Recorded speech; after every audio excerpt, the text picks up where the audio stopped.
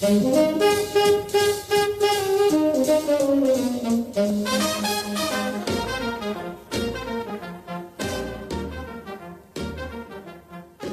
podcast is an invitation to feel and experience the souls of famous old Hollywood homes and to have an in-depth journey to the areas where they're located through interviews with longtime residents. Either you're a fan of old Hollywood in Los Angeles, planning to have a vacation, or, an even bigger step, considering a certain area for your future home.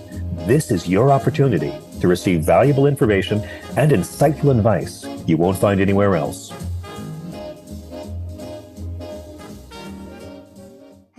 Hello, and welcome to my podcast. Are you in the mood for California? Today we'll feel and experience Carmel-by-the-Sea, featuring an interview with inspiring Barry Shimelfarb.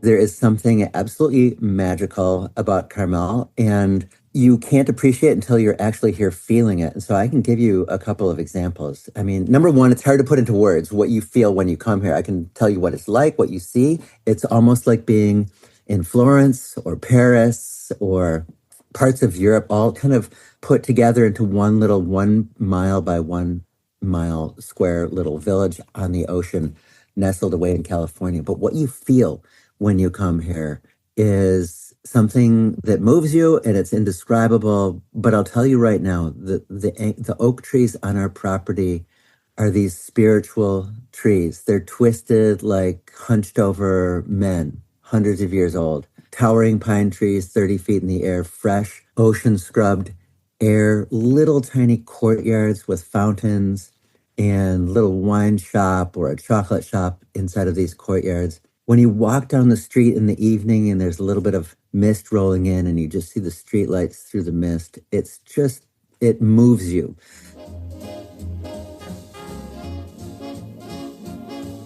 Masha Korpacheva is a California-based realtor and a member of the National Association of Realtors in Los Angeles. She's an advocate for selling and buying homes with soul and practicing mindfulness in real estate. With master's degrees in spiritual psychology and linguistics, Masha brings all of her skills to work with her clients. An intuit and empath, she has touched many lives with her outstanding ability to see beyond the visible and helping to come to better understanding of issues and their resolutions. An adventurous world traveler, from climbing Mount Kilimanjaro in Tanzania to exploring the Galapagos Islands, Masha has a particular passion for the City of Angels. Having landed in this paradise and adopted it as her home, she's been sharing old Hollywood stories since 2007.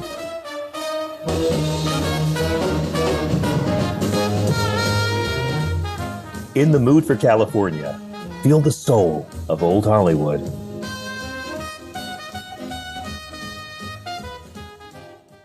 And now, are you ready to feel and experience Carmel-by-the-Sea? Imagine the soft morning mist rolling in from the Pacific, wrapping the cypress trees in silver fog.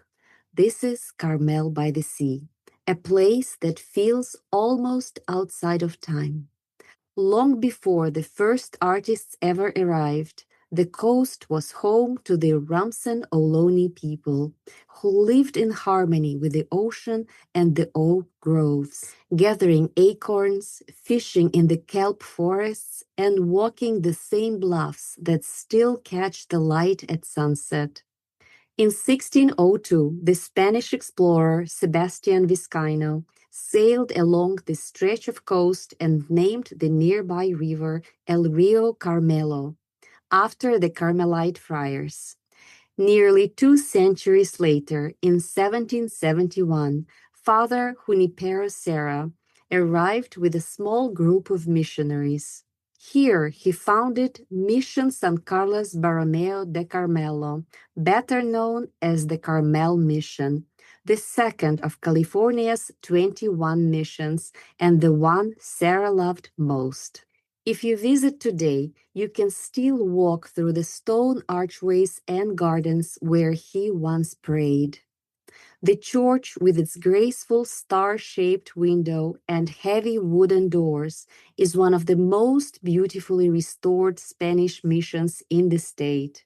Serra himself is buried there, beneath the tiled floor, in the same quiet courtyard where swallows still return each spring. After the missions fell into decline in the 1830s, this coastline became quiet again. For decades, it was little more than wind, dunes, and a handful of ranchos. But by the turn of the 20th century, something magical began to stir. Artists, writers, and dreamers, people like Jack London, Mary Austin, and poet Robinson Jeffers, found their way to this remote, misty village, drawn by its natural beauty and the sense of freedom it offered.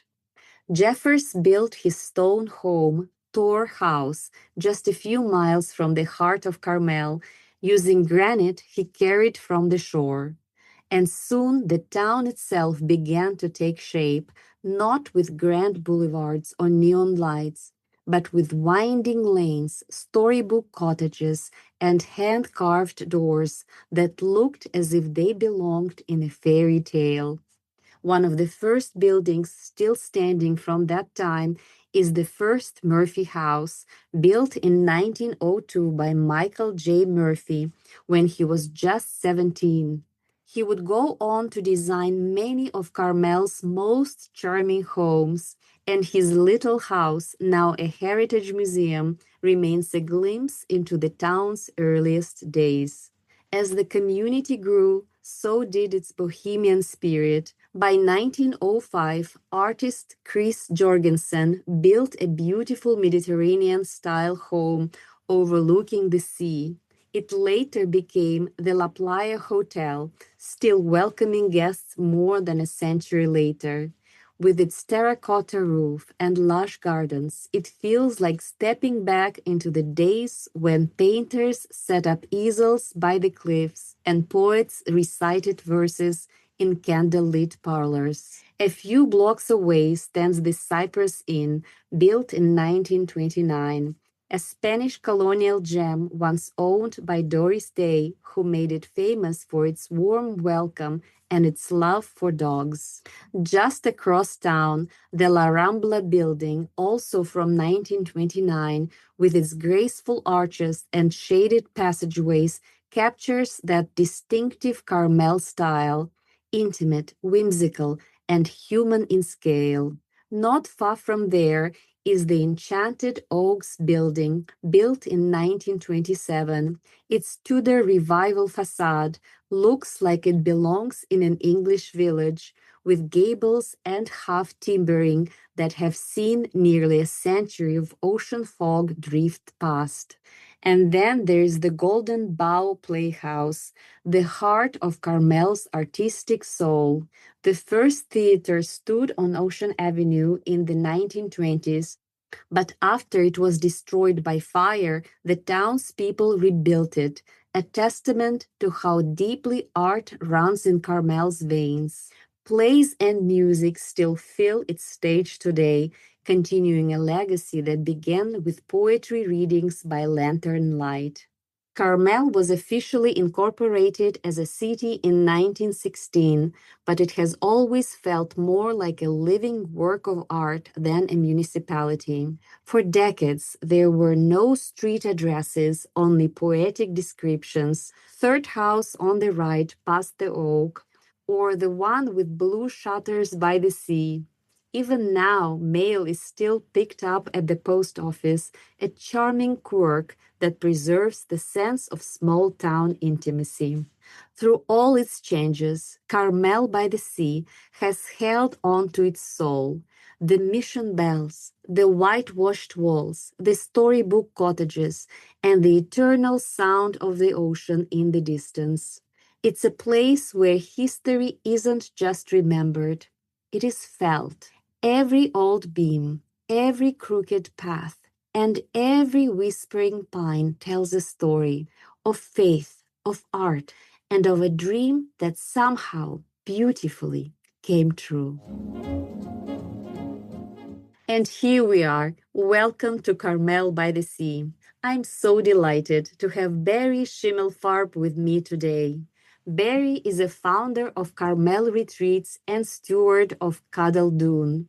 In 2019, As a single father raising twin boys, Barry was diagnosed with advanced cancer. Multiple surgeries and radiation left him weak, unable to swallow, and facing a grim prognosis. During this time, the family's historic Carmel cottage became his refuge.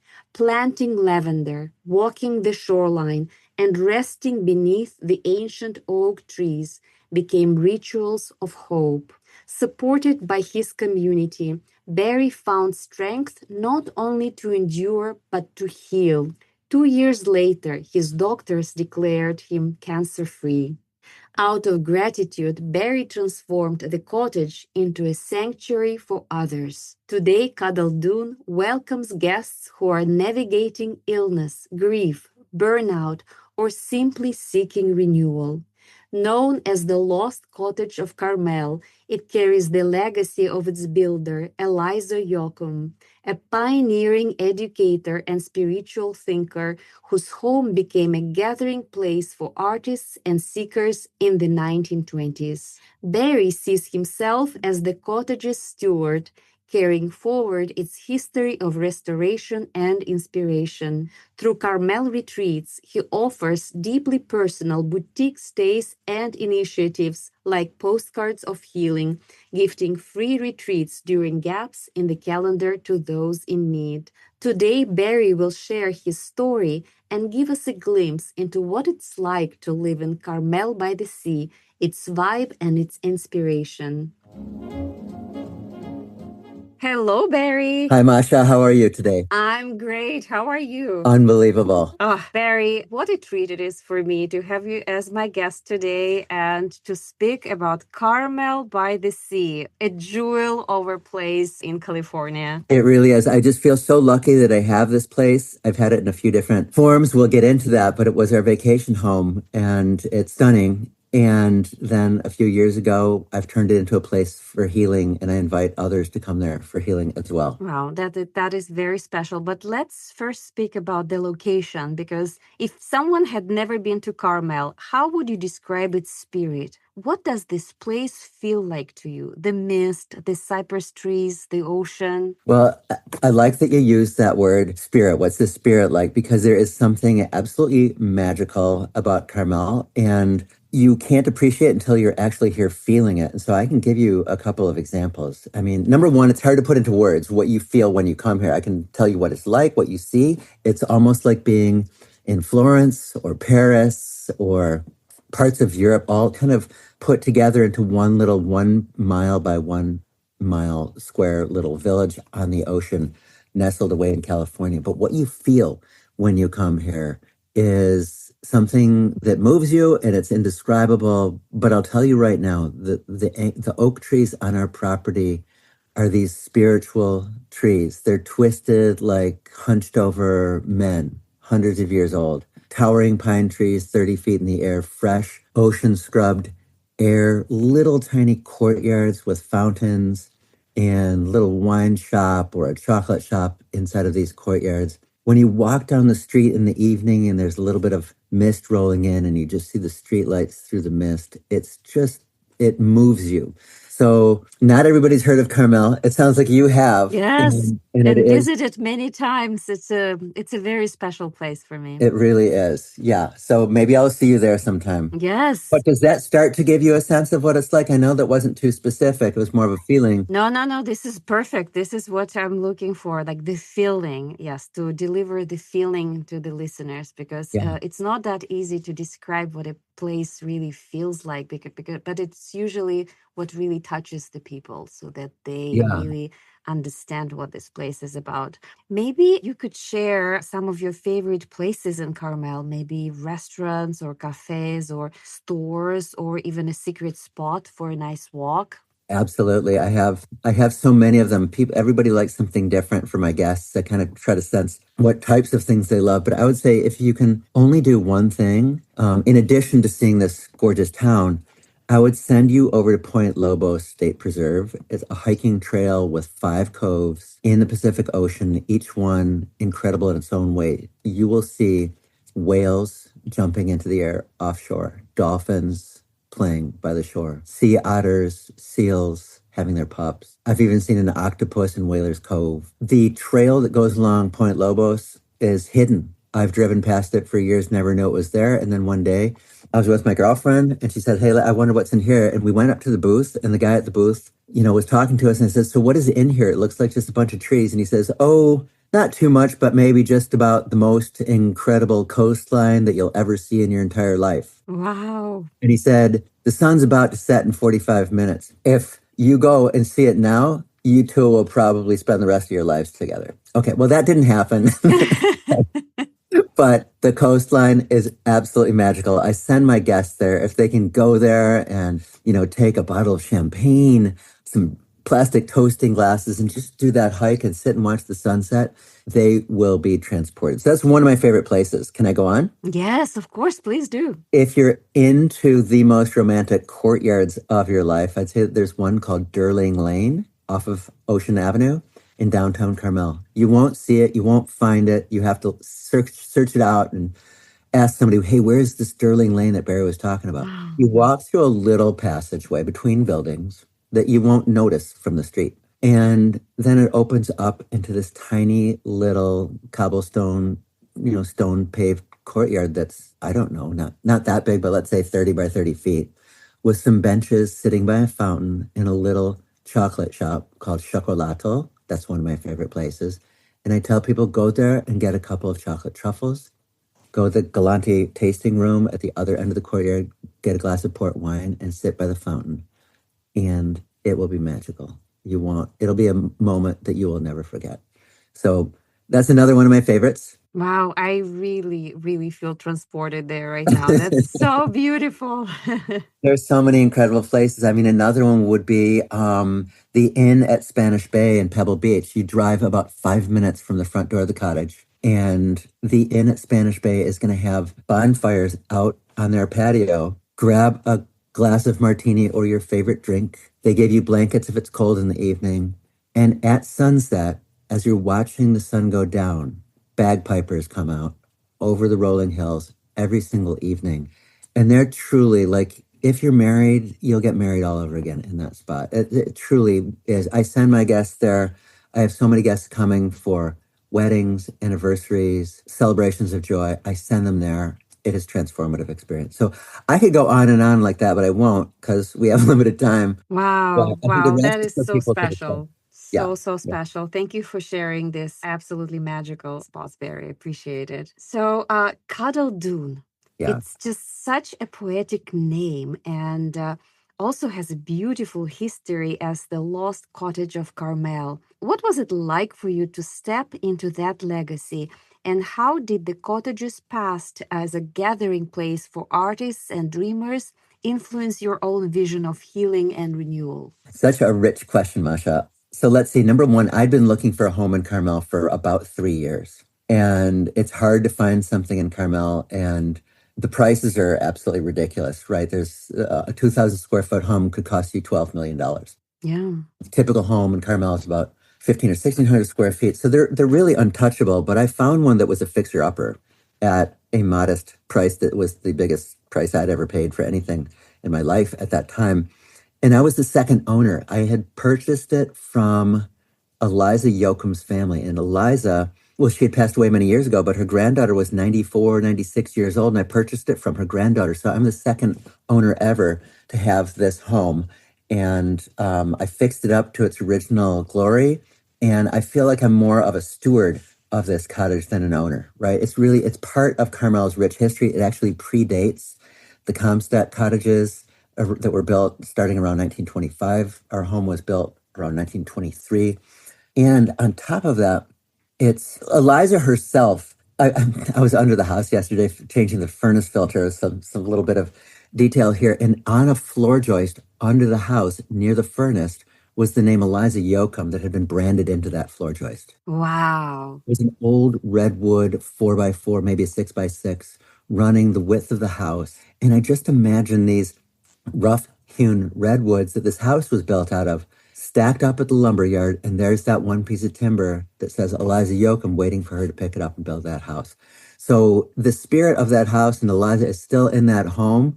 And she was, I believe, one of the original artists of Carmel back in, 100 years ago in the founding of its artistic days. So that's one piece of history of it. The second one is that she was a poet herself and loved reading and traveling. She was an English teacher who traveled by horseback through Kentucky and made her way to the Midwest and then finally out to California.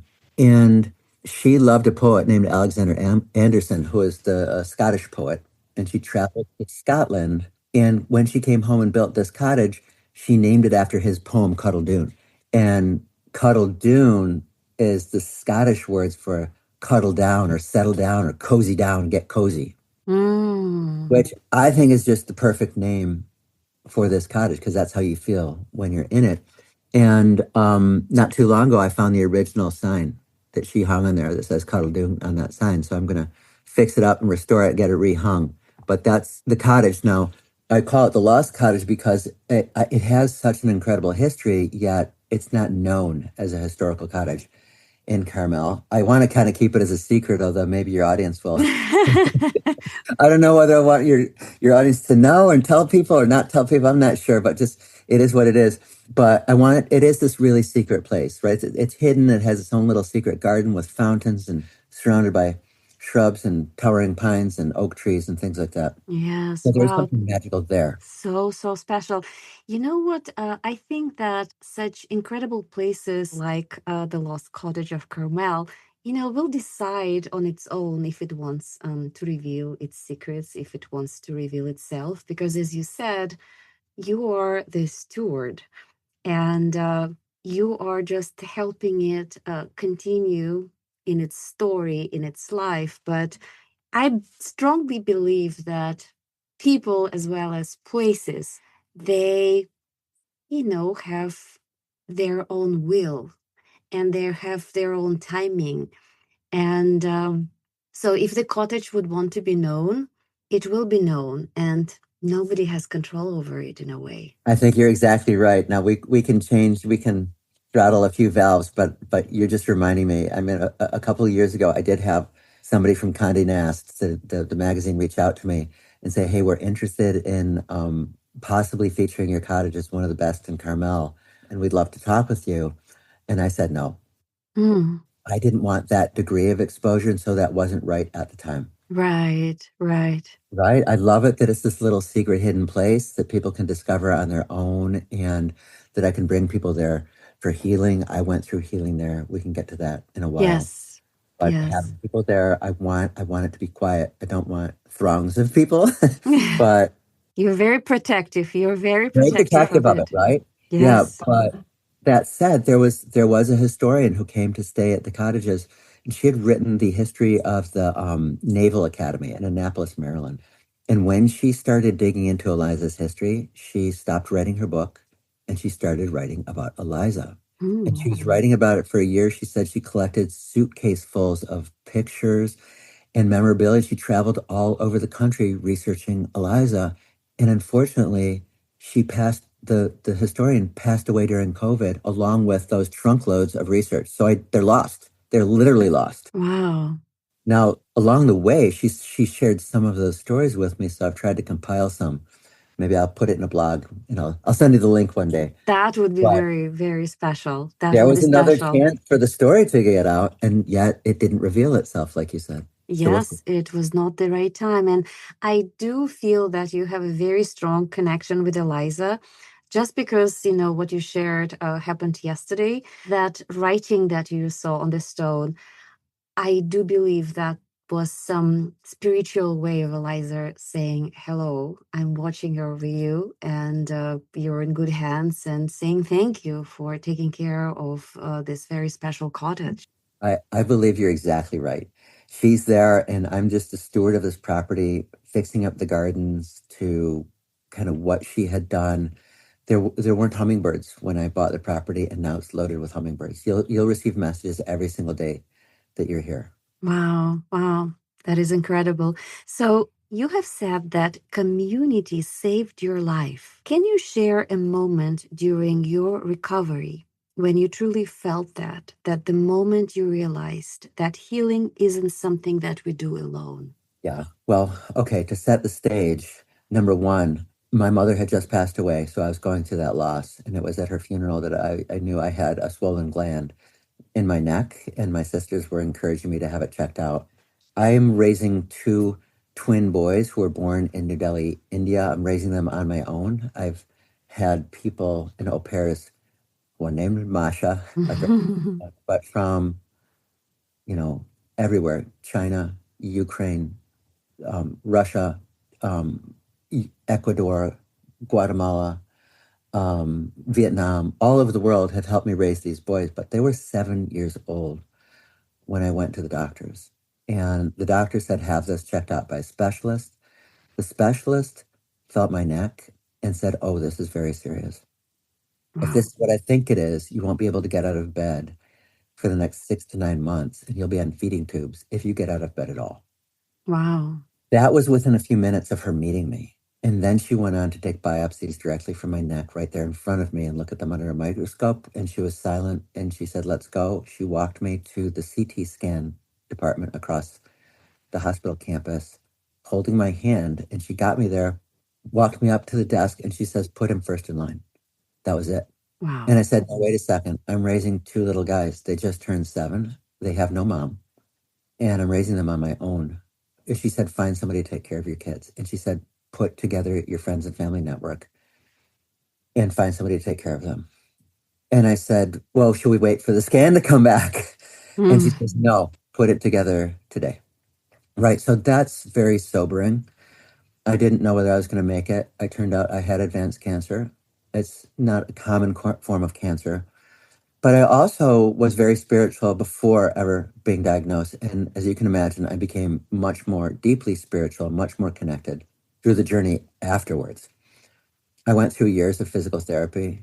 I couldn't lift my left arm. I couldn't swallow. I couldn't taste food. I lost 50 pounds and I was down to about 130 some pounds, and I'm 6 feet tall. So days when I was Ubering myself to the emergency room every day to get a water transfusion so I wouldn't waste away. It was very, very dire. But at the same time, I knew that I was going to live. And when the doctor said, you're not getting out of bed, I said, oh, yes, I am. And when I couldn't lift my arm, my left arm after surgery, and they said, well, you know, be thankful you're alive, Barry, and this is the new you, so you can't lift your arm. And I said, oh, no, I'm going to hug my kids. I have 2 kids I want to hug. I'm going to be able to hug them. And it took me 2 years to fight to lift weights when I couldn't move my left arm. I couldn't lift it. And today it's stronger than my right arm. Oh my so God. I'm really a fighter. Some people call themselves cancer survivors, and I love that, but I'm a thriver. I believe what we want to do is thrive through cancer, because when you open yourself up to joy and connectedness and love and laughter, and for me, you know, planting 100 trees in the ground on my property and walking in the ocean along the shore, that's thriving. So I wanted to thrive through this. So I went from advanced cancer to cured in 2 years by changing my life. And my oncologist, unexpectedly to me, after 2 years, he says, Barry, miraculously, you're cured. Your cancer is not coming back. You're done. You don't need to do any more scans. And I was like, well, what?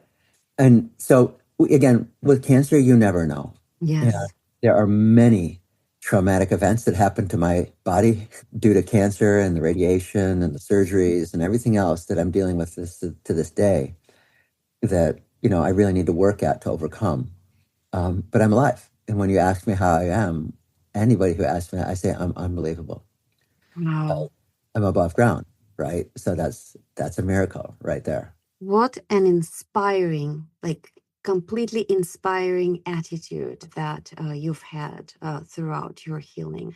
And this is just so wonderful that you were able to, you know, really have this mindset that helped you to thrive through all of what you were going through. Yeah, I mean, number one, I don't in any way feel inspiring. And it's funny, and people have told me that. But it's just the other day, somebody was saying to me, hey, what are some big obstacles that you've come through in your life? And I said, well, raising 2 kids on my own, that's a lot. And I forgot that I even had cancer, which is crazy, right? So there's something about my brain. It's not that I'm in denial, but it's that when these things happen to us and they come through us, they really are a gift. It's a gift because it makes me feel present every single day. It makes me feel more connected with my creator. It makes me feel more connected with my friends and family. It makes me cherish my two sons. And so all I'm thinking about is how can I connect with them more and be more present for them. And so I don't feel like I'm doing or saying something to be inspirational. But when I hear that from you, Masha, I'm so grateful for you to say that because there are other people struggling, right? Yes, all the And time. just when they are, just laugh in the face of whatever it is that you're struggling with. Don't deny your feelings. I'm not saying that, but laugh at it in the sense that say, you don't have more power than me. I might have been diagnosed with cancer, but I was grateful. I said to myself, I'm grateful that I have a body that is 99% healthy and in really great shape because I worked out every day. Yes, I yes, wasn't saying, oh my gosh, 1% is just going to kill me. I said, I'm 99% healthy. I'm going to get stronger. yes, exactly right. And you know, Barry, the way you live your life and the way you have put together Carmel retreats truly feels more like an offering of the heart. So it's not just like a typical wellness destination. And you must have really been inspired yourself as well to design these incredible experiences for other people, for your guests, and so that they would feel seen, they would feel nurtured, connected. So you don't just host them, you create these wonderful experiences for them. Could you please share a little bit more about that? And also, you do postcards for healing campaigns. So I would like you to get into that as well. So Absolutely. Thank you for that prompt. So let's see if I can back up. Well, now I'm seeing like how absolutely wonderful I am at not answering your questions that you asked. You said, "Hey Barry, how has community helped you come through all this?" Well, now it's relevant to your new question too, because as I was going through cancer, I had friends flying out to help me 3,000 miles away. My sisters were doing that. I had moms around me taking my kids when I was going through the worst possible surgeries and things like that. So I was healed by community. And then, of course, I had the most incredible surgeons and doctors and radiologists who spent their lives dedicated to helping others. So I felt that community. And that was very apparent to me. And so I thought, what can I do to create a community to help others? So that's really what Carmel Retreats is. It's this place where you feel nurtured and taken care of, but it's a very personal, sacred, hidden spot just for couples, right? It's just you and your other person comes. It's just the two of you. It's not like a retreat with 10 other people where you're wondering, hey, where am I doing my yoga correctly? And what are they going to think of me? It's just you. Sometimes people come alone. But what I've done is I've created a community of healers that can help you. So I partner with other practitioners in Carmel. So, for example, I work with Salty Soul Yoga down at the end of my block, who does yoga and meditation in her studio. I work with Moya Yoga, who's a one-on-one practitioner who can take you for sunrise meditations, just yourself during sunrise or sunset. I work with Bonnie at Earth Cura Apothecary. I love that store. Brad Pitt was in there the other day, and he apparently loves it too because I saw it on her Instagram. And she will put together any type of healing tea, or if you want, an erotic tea, she'll make that for you too. But she'll put them together for you as you want them. And then I partner with Refuge Spa to send my guests to the mineral baths 5 minutes away from the cottage and sit in the mineral baths looking at the Santa Lucia mountain range and just soaking in, health. I partner with the ocean. I partner with Point Lobos to just go on hikes, Big Sur. So that's how the community, I think, nurtures you when you're in Carmel. And if I can give you one example, I think it'll really drive it home for your guests. May I do that, Masha? yes, of course. So a while back, and number one, I don't really advertise, so it's all kind of word of mouth, but I do have my own website called carmelretreats.com. And people find me. So a couple found me who had unfortunately just lost and miscarried their first child, and they were going through that grief and loss. And when they talked to me, they said, okay, I knew we've come to the right spot. And when they arrived, I did it in advance, but I set them up with a spiritual healer to take them on a hike through the forests of Big Sur.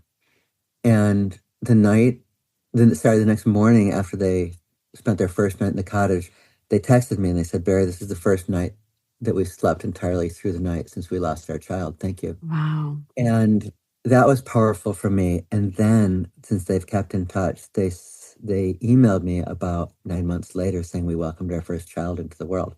So there's something very healing and nurturing about Carmel. As I've hosted any number of people who have come through cancer and talked about it and helped them heal. But it can also be like a life-giving place too, that I never thought about. So I get those lessons. I'm fortunate that I get to have a place where people can come and heal in their own way. Right. So everybody's different. So I'm not going to set everybody up with a spiritual hike through the redwood forest, but somebody might need something different. And so they can partner with some of our partners to do kind of put together their own personally curated retreat in Carmel. Wow, Barry.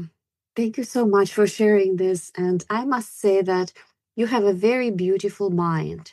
And the way you're able to create with your mind, the way you created your own healing, the way you contributed, restored, and continue maintaining Carmel cottages, you really do give hope to other people about the possibility of what goodness they can have in their life. So thank you so much for doing this. I just wanted to acknowledge you. Well, I'm so grateful to you for saying that, Masha, and for you even just taking the time to share the story. And since you mentioned Postcards for Healing, may I spend a second? Yes, please do. Please do. So it's a new campaign that I just launched. So really nobody knows about it, which is great news for you and all your guests, because if you go to our website called carmelretreats.com, there's a tab at the top that's called Postcard. Click on that, and it will prompt you to nominate somebody that you know who's going through cancer or illness or trauma or loss or stress or burnout,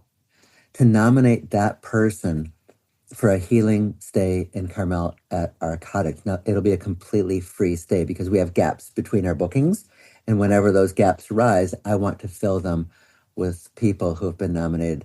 So it'll prompt you to send a postcard, a physical postcard to me, which I love, because in this day of tweets and DMs and text messages, and to slow down and write a postcard, mail it to me through the post office. It'll take days to get to me, which is great. And I will pick postcards at random when we have gap stays and invite that person to stay. What I love about this is, number one, it allows me to do something and fill those gaps because that's healing for me. But number two, I want other people to feel that sense of healing that they get from, helping somebody else who needs it. Yes. So I could have just asked people to send me postcards, but what I really want to do is I want your guests to nominate other people who need healing. Now, if your guests need healing too, maybe they say to their friends, "Hey, will you nominate for me?" Write a postcard for me. Right? That's right. Masha, get somebody to nominate you. Oh, that's fine too. Right. So, but I want people to experience what I felt, where somebody helps heal you, or to feel what it's like to give something that helps heal somebody else. So that's Postcards for Healing. I've hardly gotten any postcards because it's only launched a few days ago. People don't know about it, and I don't advertise it. So help me get the word out. absolutely. Absolutely, Barry. Well, thank you so much for such a generous offering to people in need. And thank you for your time, sharing your story today and opening your heart and being so vulnerable at the same time.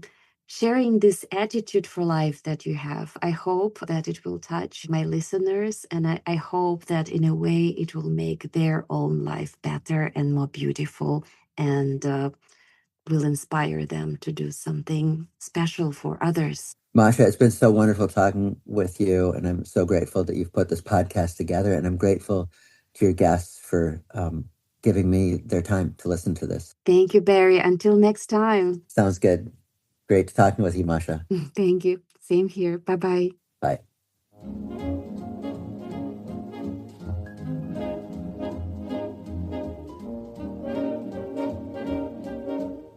Thank you very much for tuning in to feel and experience Carmel-by-the-Sea with my special guest, Barry Shimelfarb. If you enjoy my podcast In the Mood for California, please sign up for future episodes at your preferred platform, and please leave your feedback.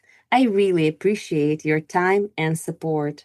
You can also follow me on Instagram at In the Mood for California and check out my website www.inthemoodforcalifornia.com. On our next journey, we'll travel south to La Jolla, a coastal haven that has long inspired artists and dreamers alike. It's a place where the ocean meets the cliffs in a breathtaking dance of light and color, peaceful, timeless, and full of soul. I cannot wait to share its beauty and stories with you.